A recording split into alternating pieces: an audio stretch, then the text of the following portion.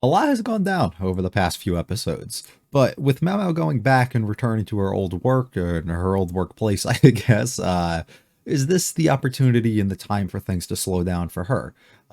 Not meaning that the entirety of the show and everything else is going to be slowed down, but maybe for her, maybe things for Jinshi are going to kind of be more on the rise throughout the remainder of the season, or maybe other characters and things kind of come into the fold, or it's on her maybe, and she starts kind of understanding and figuring out some political things that are coming about, but maybe things that are directly corresponding to her and her story and the things that we've been following will slow down a little bit. I hope that's not necessarily the case because we have so many questions, but if they go remain or if they remain unanswered throughout the rest of this and it's just things that we're building towards for another point throughout the story, it can't really be too mad, I guess.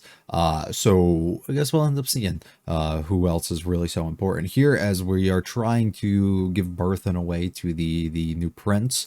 That's the ideal thing that should be happening here.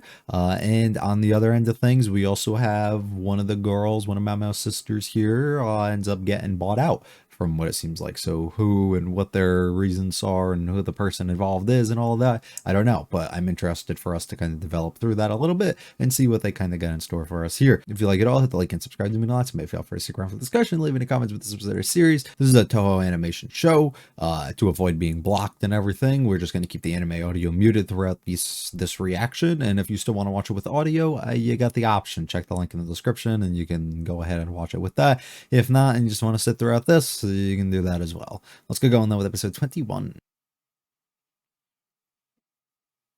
Heard some bad news. Has ruined my mood.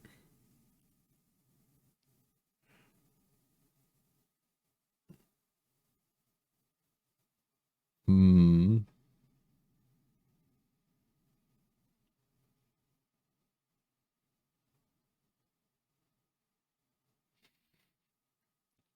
You wouldn't want that to happen, would you? The cat and mouse.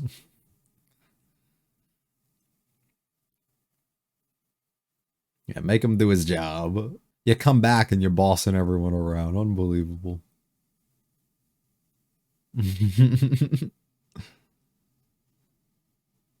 Hmm.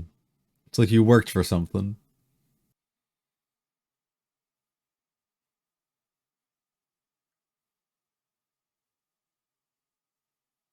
Sure. Yeah, should be nice to him.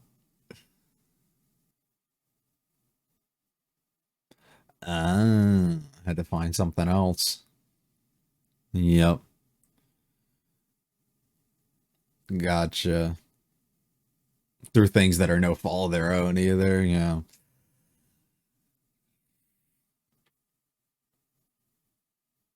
Damn.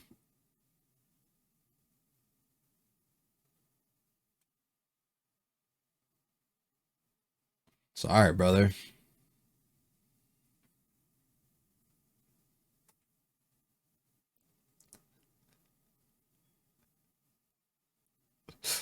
It's over for you.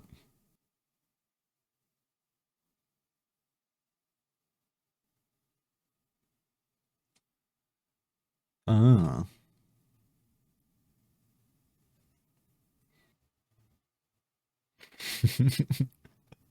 Time for solving some stuff.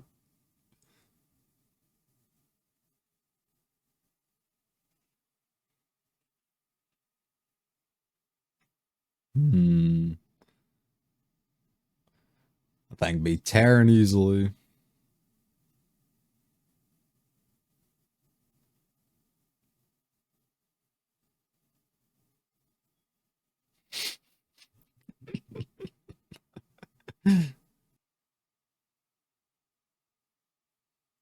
What was that effect? That sound they use.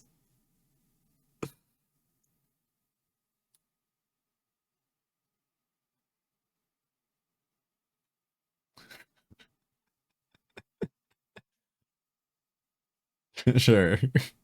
The more questions you ask, the more you're gonna find out from him. He's like an open book. You can easily get through to him.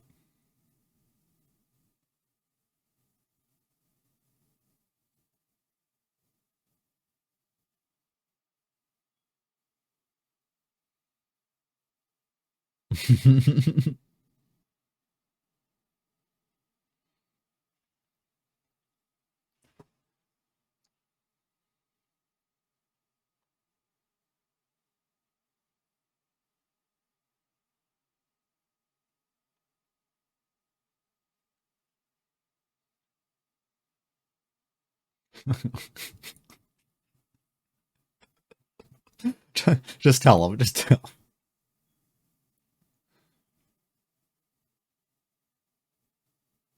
him.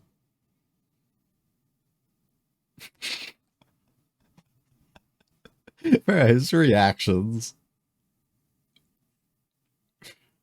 I almost feel bad for the guy.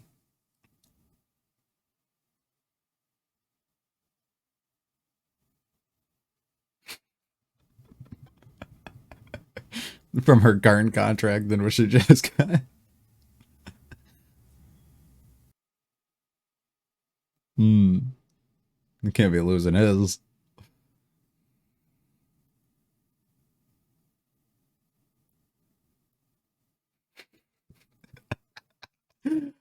He's gonna. Oh no, brother, prepare yourself for somebody of that class. You're looking at your life savings.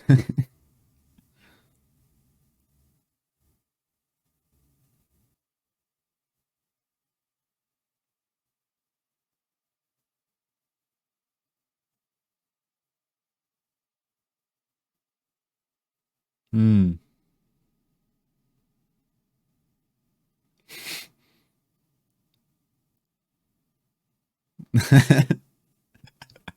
I wonder why.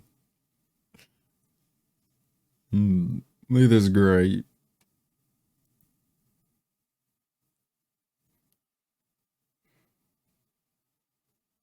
An invincible warlord. Oh my god.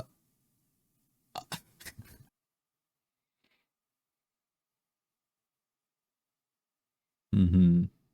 Have one of them go. Oh my god.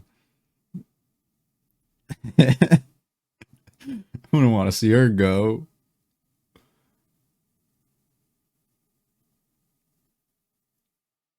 How much does he need?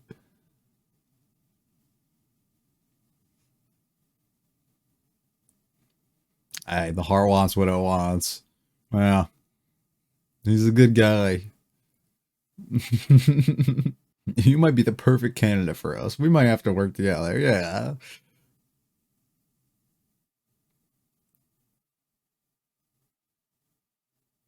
What you need to know for this. That's a little much, yeah. Not even close. Oh my god. Ah, brother. Brother, we're gonna have to scheme. We're gonna have to scam.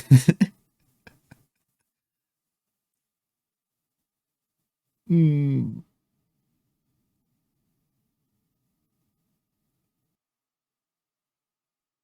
Whoa, whoa, whoa.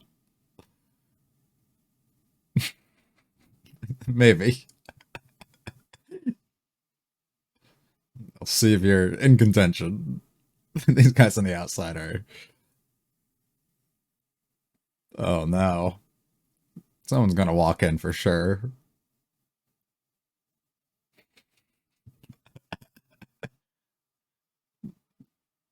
I love her wording for those.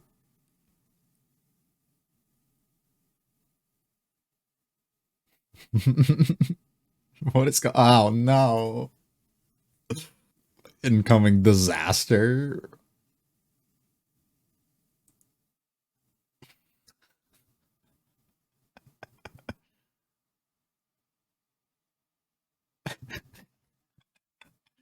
We're having fun.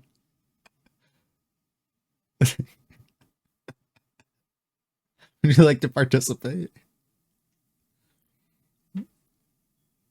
Listen, dude, give us some money and help us out. I was evaluating. It's the way she says things. That context, please. Add more detail.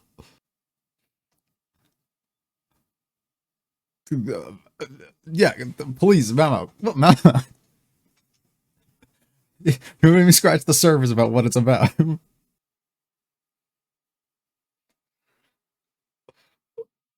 Mhm.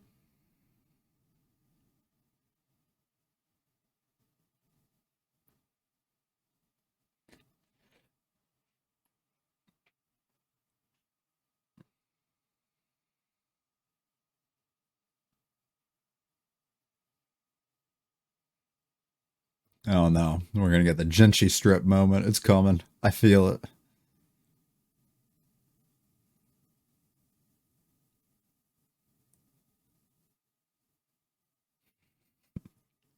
There you go.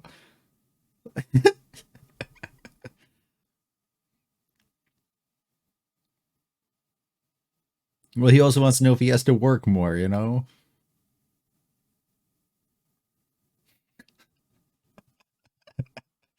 You don't even stand a chance. There you go. That's all you had to say from the start. I don't know why you made it so difficult.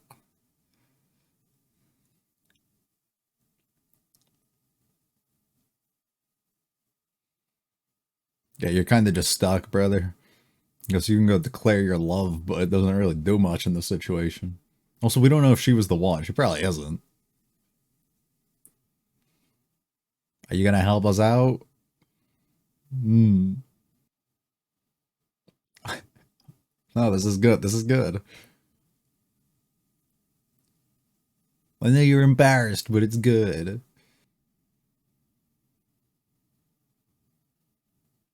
He would never. He would never. No, you're good. You're good.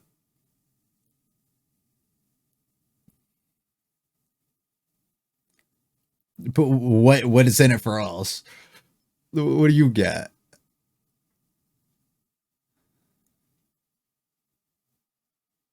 Is it just to make Mao happy? Or is it so that we have somebody that we can use at any point that we may need them? Yeah. Well, let's ask some questions.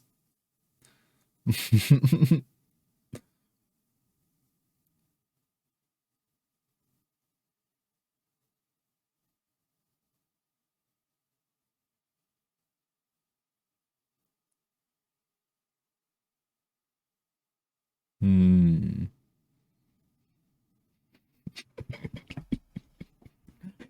He's a little jealous.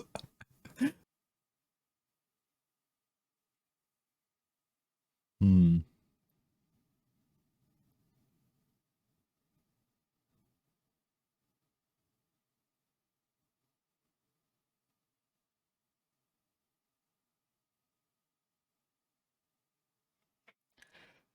Yeah, it feels like there would be almost something else within it.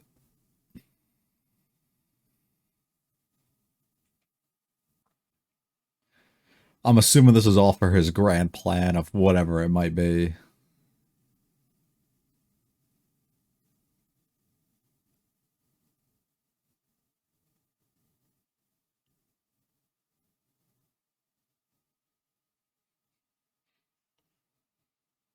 Hmm. Wouldn't feel right to do that.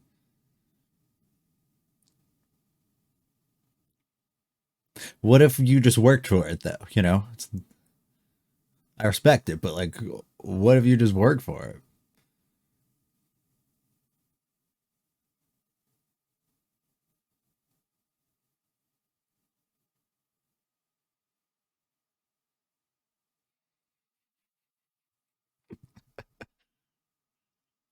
This poor guy. This is the hardest time in his life. Hmm.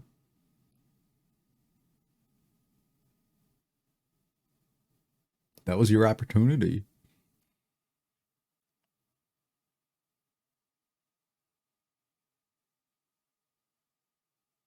Hmm.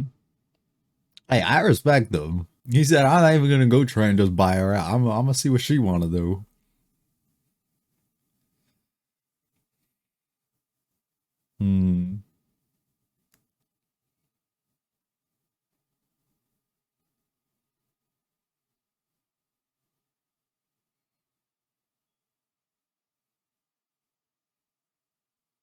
What a guy.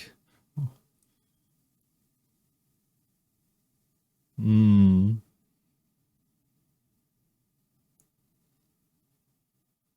You got a shot, brother. You got a shot.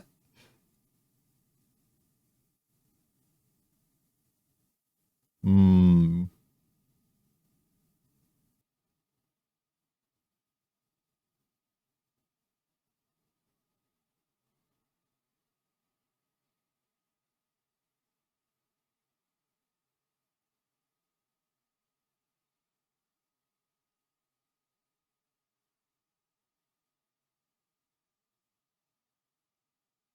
Okay. The boy Lihaku is down horrendous, and I don't blame him, and he's a good dude, and we get to learn that as we see a little bit into his past and the way that he's kind of come up and his feelings towards Pyra and the way that all of that is kind of developing, and he would like his future to end up going, being with her, that is, and just like how he views his love for her and everything, and it's really sweet, and he's a great dude, it seems like, and I got nothing, I guess, negative or anything to really say about that. It's a unfortunate situation, of him finding himself to fall in love with somebody who's within the line of work that she is in. And I say unfortunate because it's like that's her job basically to do that. So it's almost natural that a lot of people like this would actually end up falling for them, which creates lots of problems and things as a result. So yeah, I get it. Like I get it. Like I understand why he would fall for her, but at the same time, it's kind of like one of those things that you probably just shouldn't, because it's almost like that is their job. But at the end of the day, if we ever want her to find like that happiness and like find her way out of it and all of that, there has to be somebody like him who ends up coming along at some other point, or just somebody else that literally would buy her out. But you're assuming at that point she likely wouldn't end up being happy. And I mean, even Mao Mao makes the remarks towards the end that you might need 10,000 silver to be able to buy her, but she'll make that decision on her own, right? Like she's not going to kind of require that, and she's going to kind of choose the person that she so much wants to go with, right? And allow her to kind of just live out her life with the person that she finds herself falling for. So we can only hope that she kind of returns those mutual feelings here at some point. That would be great, but at the same time, it's her life to live, and we'll end up seeing how that kind of just develops and goes. As a whole, the episode was fun, but it was kind of just okay. I don't know. It didn't do too much. It was a nice breath of fresh air, almost to like fully step back from all the tension and everything that we've kind of been building up throughout so many other episodes now, and then leave things to be kind of, I don't know, a little bit more comedic, a little bit laid back, a little bit more explore and develop other characters on the side a little bit more, while we give space for other characters like Locken at the back end to kind of come in and do what he's got to do, right? And develop us to kind of finish out the rest of whatever the story is going to be to end this season, but also push us forward into what they plan, I guess, to have if another season were to come, or whatever's left within the novel after that point, and whatever would be to come. So it makes sense to have almost like this kind of put in between, and have moments like this. It's just it doesn't nearly compare to the last few episodes and the things that we ended up getting. We discuss here, and we have this entire thing where we end up talking to the doctor, and he's a big old quack, but things are fun here overall with the conversations. I love his reactions and the way that he's kind of acting towards it. We learn a little bit about him and the hardships that he almost had, or the good life that he was kind of living at one point, with him and his family and their status and everything, up into the hardships that ended up coming at some other point, the things that came along with causing issues between trading and everything, and then the problems that they're running into now with the paper and the strength of it, and a whole bunch of other things, in which somebody like Mao Mao, who, super genius over here and huge brain in comparison to everybody else, is immediately able to kind of solve that problem and figure out a way to help them gain a little bit more strength towards it, and he can luckily go and tell his sister, and hopefully they can kind of get things going a little bit better and back on track there. It's a fun, cute little moment for us to have to really kick off the episode here. I don't know if there's too much implications. I don't know if there's too much I should really be reading into about his situation and the things that he dropped, how important all that's going to be later. We have learned through, the last everything within this core, I would say, that even those things that feel like they're just kind of on the side and not necessary in the slightest, seem to always come back and find a way to be important at some other point. So whether this is going to have like a huge impact at something at some other time, or it might just be like a slight callback or something that we can kind of reference, I don't know. And I don't know how much I want to read into or really discuss going into that past this point, because all of that in itself, I guess, doesn't interest me too much right now. So until more is kind of proposed, or I think like I see more get brought up within this kind of topic, we're just going to kind of leave it as is. Lihaku ends up calling us in and he ends up having a bit of an issue, right? He's got some things that he needs to figure out. He needs to know how much money he needs for the woman that he loves, of course. And Mao Mao kind of gives us a big old rundown of possibly if the girl that he's so in love with ends up being taken, who it would end up being by, and gives off two different options for that, right? Neither of them being the type of person that she really feels is a perfect fit. So maybe he could be somebody who's a better fit. And also she would probably feel a little bit better having somebody who was so close to her that we later get to learn being almost like a motherly figure throughout her early years for her, be that person that she kind of like sees off and gives to somebody that she can really kind of trust, and she's grown to understand a little bit and have this sort of relationship with, which I think is cool. Learning about her and the importance that she had in Mao Mao's life throughout, you know, her childhood and everything, and her being a child is fantastic. I love being able to have something along those lines, and I don't know, I think it's just a fun little thing, because of course she's going to have this close of a relationship or care for somebody, and she's going to go out of her way and almost put this person in a position. I mean, we get to see later on with the thing in Jinshi and like the offering and everything that kind of gets led on. It's, I don't know, it's pretty sweet, I would say, and I like the entire moments here. I mean, him being so on edge here and him, I don't know, just the comedy and everything that gets kind of mixed in as a result of him realizing he's clearly not going to have enough money. He doesn't know what to do. We then start having the assessments begin, of course, and she needs to figure out if this is the type of person that, you know, he or she would end up liking. He's a good person, she knows that, but we do have other things that are very important to somebody, especially within her line of work and somebody who she's very close to. Of course, she knows the things that she would like and she's very much interested in. So of course we have to take many measurements and figure those things out. Interesting to note, clearly Lihaku has not gone to any crazy extents with Pyron yet, which is interesting, I guess. Throughout the, what do they have, 1 or 2 nights, or I think it's just 1 actually. So he didn't get the deed done, but that's okay. And that's why Mao Mao's here to kind of pass on the information. Of course, bad timing as Jinshi walks in and ends up seeing this, and then Mao Mao being as a mess of a person as she can be in these situations, you know, turning her blind eye to this and not being able to properly, you know, explain anything to Jinshi. It causes a whole bunch of misunderstandings and confusions and stuff, things that we've seen plenty of other times before. Doesn't mean that it's not funny though, as it ends up creating fun moments. Glad the things ended up getting cleared up a little bit later, and then they get to discuss the whole situation. It's just misunderstanding that didn't need to happen because of her unwillingness to just explain the story from start to finish right at the beginning. Her shutting him down too and being like, oh, you know, what could you tell, like if you looked at my body or whatever, and her just being like, oh, there's literally no need for that, and completely shutting him down is great. This is a fun conversation between these two, and let me know, I'm assuming I'm probably wrong. It could just be, this is, I've taken it, even especially with what Jinshi said at the end when he's like, oh, there's nothing for us to like really worry about or anything. I don't know if it was him being concerned that wasn't actually the case and that they were lying, and that he actually had a thing for Mao Mao and they were just like lying about that whole situation, and they were trying to like create some like elaborate scheme to like get him like money or do something and like find a way to get out or whatever it is that he was kind of under the impression of. But to me, I just took it as simple as he